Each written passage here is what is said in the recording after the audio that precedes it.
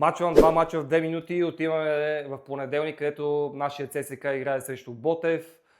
Започваме с нашия отбор. Много добро представяне в Баку. Отбора показа друго лице. Доволни са всички в клуба. Надяваме се да покаже и добро лице в първа лига. Ботев играха с Локото, допуснаха много лек гол. Генчев е с 10 нови трансфера. Опитват се да излезат от дупката Ботев, но въпреки това мислим, че ЦСКА е по-добрият отбор, по-класните футболисти с самочувствие ще вземе победата и едно. Втория мач в понеделник, отиваме на мача Дунав-Русе Лудогорец.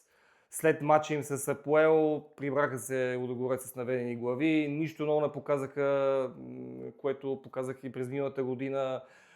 Нов треньор, абсолютна апатична игра.